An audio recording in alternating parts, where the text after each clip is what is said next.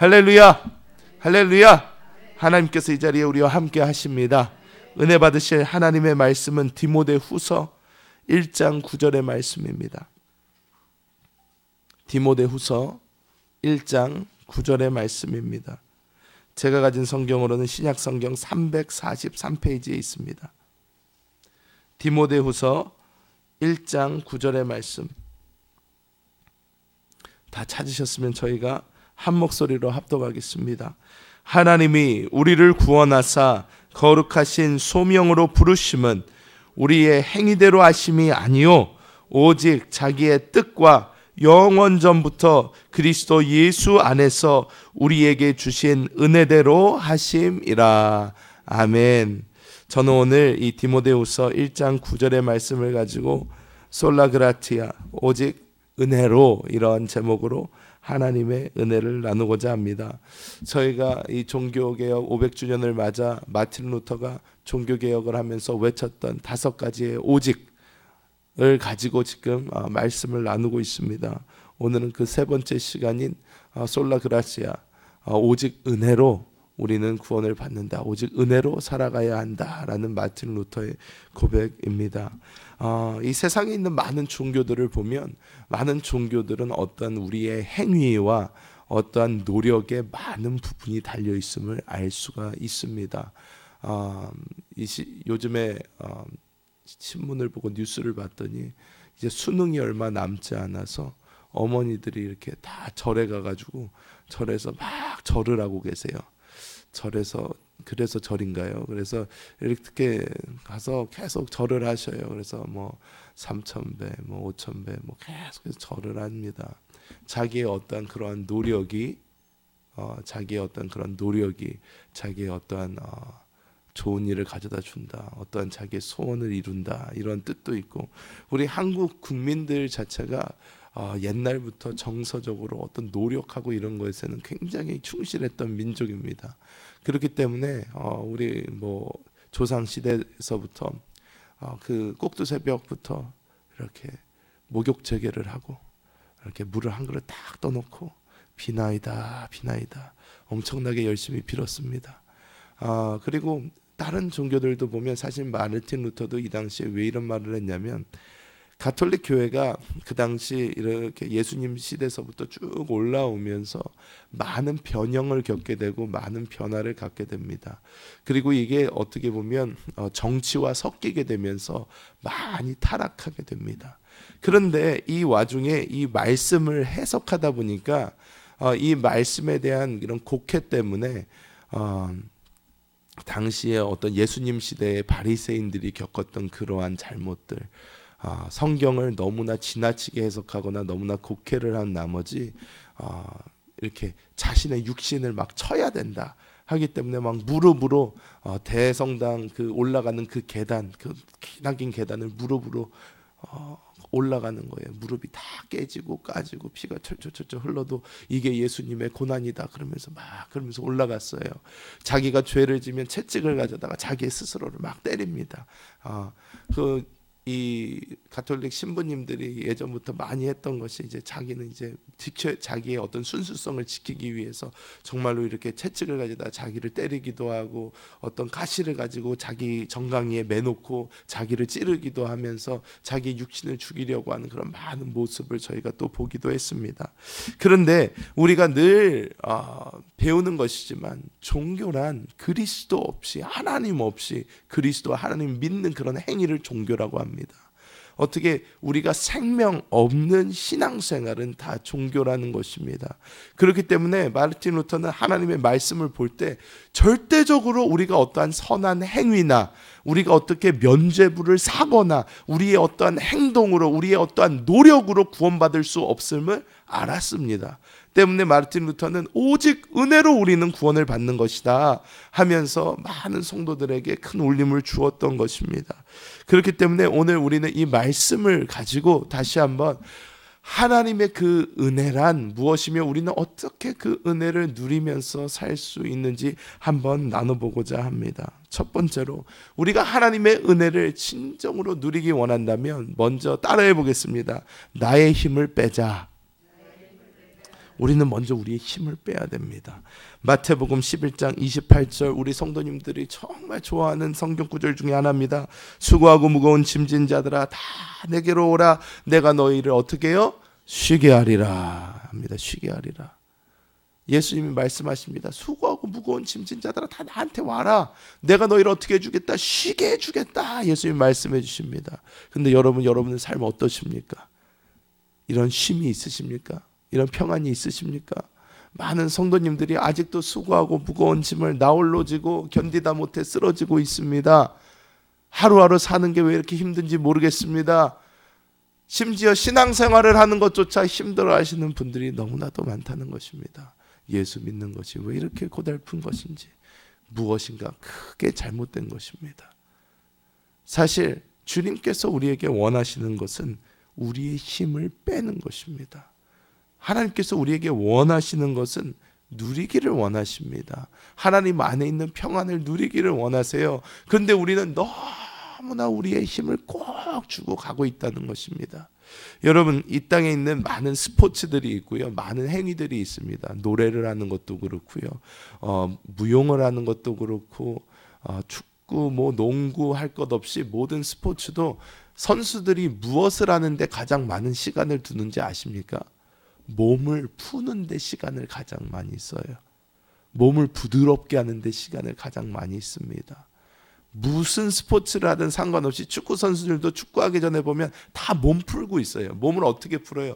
몸의 근육을 완화시키는 거예요. 몸이 부들부들해져 가지고 어떻게 움직여도 빨리 움직일 수 있게 하는 것입니다. 운동만 그런 줄 알았더니요, 그렇지가 않아요. 노래를 잘하는 사람들도 보면요, 성악가들, 가수들, 이런 사람들도요, 스트레칭을 해요. 몸을 노래하기 전에 몸을 이렇게 풀어줍니다. 어떻게든 몸을 풀어줍니다. 몸이 부들부들 유연하게 해서 몸에 굳은 곳이 없게 만들어줘요. 그래야지 자연스럽게 소리가 난다는 거예요. 이 세상에 무엇을 하든 가장 우리가 편안한 자세에 있을 때, 우리가 힘을 쫙 빼고 있을 때 최상의 결과를 낼 수가 있는 것입니다. 정말로 유명한 축구 선수들이 많습니다. 우리 청년들은, 제가 청년교구를 맡고 있다 보니까 청년들을 위해서, 저는 축구를 잘 안 보는데 축구를 선수들은 알고 있어요. 선수들을 알고 있어야 돼요. 그래야지 대화가 됩니다. 근데 지금 세계에서 가장 유명한 축구 선수 중에 한 명이 이 메시라는 선수예요. 아르헨티나 선수인데, 메시라는 선수인데, 이 선수가 최고로 잘합니다. 그래서 이 선수는 막 그냥 잘한다가 아니고 최고로 잘한다고 그래요. 근데 이 선수가, 그러면 이 선수가 발로 차면 다 골에 들어가야 돼요. 특히 페널티킥 같은 거, 그냥 골키퍼랑 자기만 있을 경우에는 다 넣어야지 맞잖아요. 그런데 이 선수도 실수를 해요. 페널티킥을 다 차서 넣지를 못합니다. 그러면 왜요? 골키퍼가 잘해서 그런 것보다 몸이 굳었기 때문입니다. 많은 사람들이 다 똑같이 얘기를 해요. 너무 긴장했다, 너무 힘이 많이 들어갔다 하는 것입니다. 그런데 이 모습이 바로 우리의 모습이라는 것입니다. 우리가 삶을 살면서 우리는 너무나 힘을 많이 주고 있습니다. 내가 어떻게 해보겠다, 요거는 내가 어떻게 할 수 있을 거야, 아니야, 이건 내가 할 거야, 이거는 내가 내 능력으로 충분히 할 수 있는 것이야, 이것도 내가 하자, 요것도 내가 하자. 우리는 늘 우리 몸에 힘을 주고 있는 것입니다. 마태복음 8장 24절에 보면 우리가 아주 잘 아는 말씀이 나오는데, 예수께서 배 밑에서 주무시고 계신 그 모습이 보입니다. 제자들 어땠습니까? 큰 풍랑이 일어서 나는 다 죽게 되었다 이러고 있었는데, 예수님께서 어떻게 하셨어요? 배 맨 밑에서 주무시고 계셨단 말이에요. 주무시고 계셨어요. 우리는 예수님이 누리는 그러한 평안을 함께 누려야 될 줄 믿습니다. 우리의 힘을 빼시기 바랍니다. 무슨 일이 있을 때 힘을 먼저 빼세요. 무슨 일이 보이면 우리는 먼저 몸에 힘부터 들어갑니다. 내가 이걸 어떻게 해볼까? 근데 아닙니다. 정반대로 생각해야 됩니다. 내가 어떻게 하면 이걸 안 하고 주님께 맡길 수 있을까를 생각해야 된다는 것입니다. 먼저 몸에 힘을 빼시기 바랍니다. 두 번째로 우리가 해야 되는 것은 우리 안에 살아계신 주님을 바라봐야 할 줄 믿습니다. 시편 121편 1절에서 2절 말씀을 보면, 내가 산을 향하여 눈을 들리라. 나의 도움이 어디서 올까? 나의 도움은 천지를 지으신 야훼께로다. 이렇게 말씀을 하고 있습니다. 이때 내가 산을 향하여 눈을 들리라 이렇게 말씀을 하죠. 시편에서 왜 그렇게 말씀을 했냐면, 이 구약시대 이스라엘 민족은 야훼 하나님이 산에 계시다고 생각을 많이 했어요. 그래서 시온산, 시온성 이런 얘기가 많이 나옵니다. 하나님께서 산에 계시다고 생각했기 때문에 하나님이 계신 곳을 바라본다는 거예요. 내가 산을 향하여 눈을 들리라. 이 말은 내가 있는 이 상황을 바라보지 않고 내가 하나님을 향해 나의 눈을 보겠다는 것이에요. 그런데 지금 우리 하나님 어디 계십니까? 우리 주님 어디 계십니까? 우리 영 안에 계신 줄 믿습니다. 우리 영 안에 계시단 말이에요. 그렇기 때문에 우리가 어떠한 문제를 겪던, 우리가 어떤 일이 우리 앞에 생기든 우리는 어디로 눈을 돌려야 되냐? 우리 영 안으로 우리의 시선을 돌려야 될 줄 믿습니다. 우리가 우리 영 안으로 시선을 돌릴 때 우리는 굉장한 것을 발견하게 됩니다. 무엇이냐면 우리의 천연적인 생명을 훨씬 능가하는 하나님의 놀라운 생명을 보게 되는 것이에요. 이 생명은 우리의 생명과 퀄리티부터 차이가 많이 납니다. 이 생명은 우리의 생명을 훨씬 초월하는 능력인 것입니다. 때문에 우리는 이 생명을 바라봐야 될 줄 믿습니다. 옛날에 제가 중국에 선교사로 있을 때 중국 사람들이 가장 많이 이용을 하는 교통수단이 무엇이냐면 띠엔동이라고 하는 전기 오토바이예요. 전기 오토바이. 중국에 보면 막 이런 그림 보면 막 사람들이 오토바이 타고 이렇게 자전거 타고 돌아다니고요. 근데 요즘에는 자전거보다 전기 오토바이를 더 많이 타는 것 같아요. 이 전기 오토바이가 굉장히 유용합니다. 그리고 위험하기도 해요. 소리가 안 들려요. 그래서 전기 오토바이가 오는 소리를 잘 못 듣습니다. 윙 하고 지나가요. 근데 이 전기 오토바이가 있는데요. 전기 오토바이가 얼마나 별 볼 일이 없냐면 아주 비싼 거를 사야지 조금 이렇게 힘이 있죠.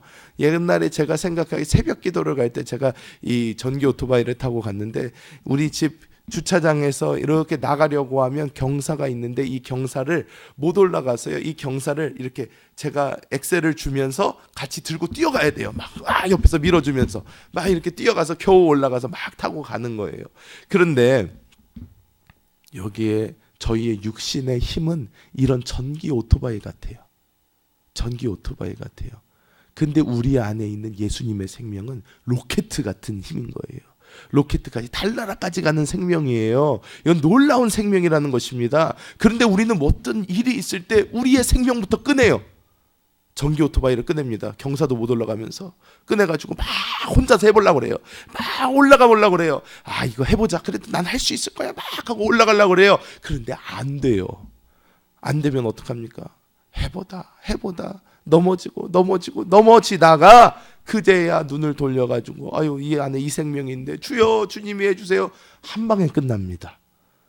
그렇기 때문에 우리는 늘 우리의 시선을 어디로 먼저 돌려야 되냐면 연약한 우리의 육신으로 돌리지 않고 우리는 영 안에 계신 주님께 우리의 눈을 빨리 돌려야 될 줄 믿습니다.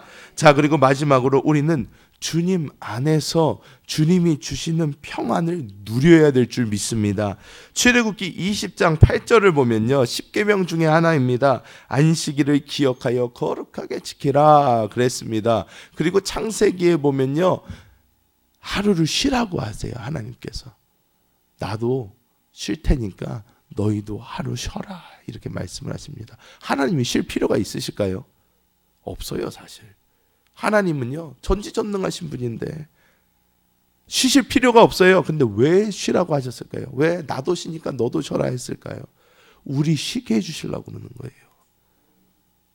우리에 대한 사랑이고 은혜인 것입니다. 그렇기 때문에 우리는 하나님 말씀을 들어야 돼요. 그래서 하나님이 쉬라고 하시면 쉬어야 됩니다. 제가 미국에 있을 때는 미국에는 병원 비가 비싸가지고 병원을 잘 못 갑니다. 저도 미국에서 병원을 가본 적이 거의 없습니다. 그런데 저희 친구들 주위에 있는 미국 친구들이 병원에 가서 이렇게 처방을 받고 돌아오는 얘기를 들으면요, 약을 가지고 돌아오는 경우가 거의 없어요. 약 처방을 잘 안 해줘요. 약 처방을 거의 없어요. 무슨 수술을 하기 전에는 약 처방이 거의 없습니다. 막 아파가지고 병원에 가면 의사가 그래서 뭐라고 그래? 그러면 다 똑같이 얘기를 합니다. 쉬라고, 물 많이 마시라고, 이 소리만 합니다. 좀 쉬시고요, 물 많이 드세요. 그러면 좋아질 거예요. 쉬어야 되는데 사람이 몸을 쉬어주지를 않는 거예요. 그런데 우리는 모든 일에 대해서 다 우리가 하려고 그러니까 우리가 영적인 과부하가 걸리는 것입니다. 지치는 거예요. 봉사를 해도 어떻게 해요? 내 힘으로 하려고 그래요. 교회를 나와도 내 힘으로 나오려고 그래요. 내 열심으로 하려고 그래요. 그러니까 어떻게 돼요? 교회에 나오면서도 지쳐가는 거예요. 사실 하나님의 이 교회는, 예배는, 기도는, 이 모든 것은 우리를 영적으로 살려야 되는 것입니다. 하면 우리가 좋아져야 돼요. 우리가 더 편해져야 되고요. 마음이 좋아져야 되고요. 육신도 편안함을 느껴야 됩니다. 이게 정상이에요. 근데 여러분이 만약에 교회에서 봉사를 하고 계신데 불편하잖아요. 힘들잖아요. 여러분이 잘못되어 있는 거예요, 지금. 왜? 눈이 어디가 있는 거예요? 육신에 가 있는다. 나의 힘으로 한다는 거예요. 주님을 바라봐야 되고 있는데, 주님을 의지하고 있어야 되는데, 하나님의 생명으로 가야 되는데 내 생명으로 가고 있으니까 지치는 거예요. 사실 그거보다 슬픈 일이 없습니다. 하나님은 하나님의 교회를 우리가 와서 누리는 공간으로 만들어 주셨는데, 하나님의 교회에 와서 우리가 지친다면 이거보다 슬픈 일이 어디 있겠습니까? 가장 슬픈 일이라는 것입니다. 그렇기 때문에 우리는 어떻게 해야 돼요? 우리는 하나님 안에서 안식을 누려야 된다는 것입니다. 영어로 단어 중에 포기라는 단어가 있어요. 포기하다. 포기하다는 단어가 give up이라고 합니다. give up. 그런데 이 단어는 두 가지 단어로 만들어져 있습니다. give라는 단어랑 up이라는 단어예요. 근데 give라는 단어는 뭐냐면 주다라는 단어예요. 드리다도 됩니다. up이 뭐예요? 위예요. 이게 up이에요. 포기라는 단어가 어떤 거냐면 위로 드리는 거예요. 하나님께 드리는 거예요. 내가 안 하려고 하는 거예요. 하나님께 빨리 드리는 것입니다. 옛날에 제가 우리 그 교육자 중에 우리 박전도사님이 한번 이런 간증을 하셨는데 되게 은혜를 받았어요. 축구나 농구나 이런 데는 패스라는 게 있어요. 패스라는 게 있어서 자기가 마음대로 공을 멋있게 이렇게 하다가 남에게 주고 싶을 때 주면 됩니다. 그런데 배구라는 종목에는요, 토스가 있습니다. 무엇이냐면 손 안에 이게 몇 초가 있으면 안 돼요. 바로바로 넘겨야 되는 거예요. 그런데 우리는 하나님께 우리의 모든 문제를 어떻게 해야 되냐면 토스를 해야지 패스를 하면 안 됩니다. 대부분 사람들이 패스를 하려고 해요.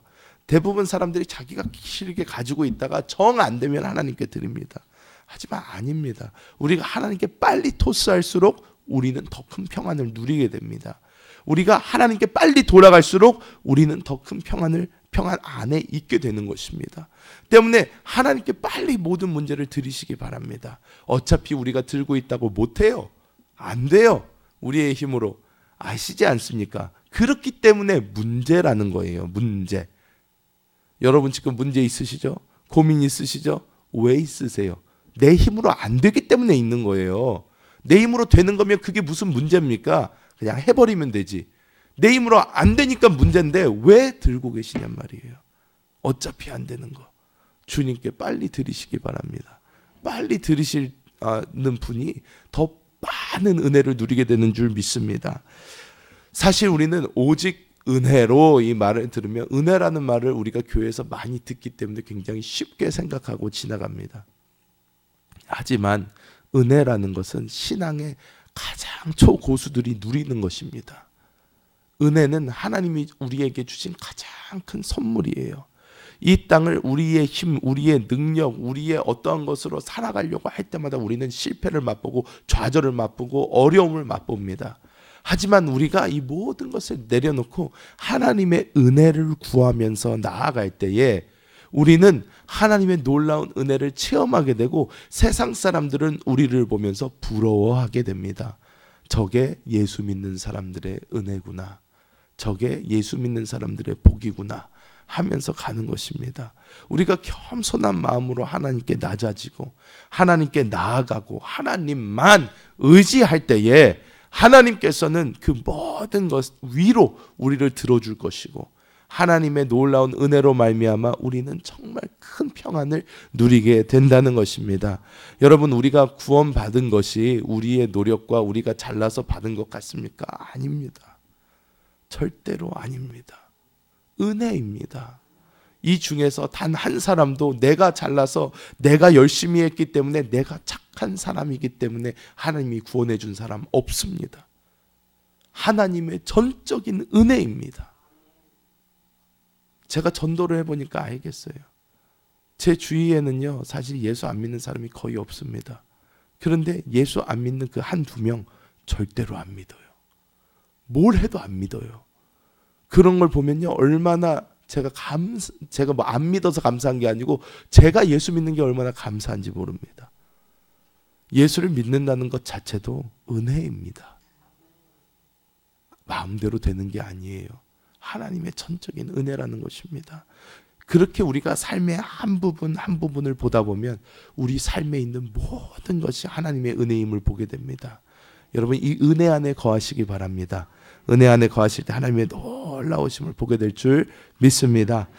살아계신 주님 감사합니다. 하나님께서 오늘도 은혜 가운데 저희를 주의 전으로 불러주시고 하나님의 놀라운 생명 가운데 거하게 하심을 감사합니다.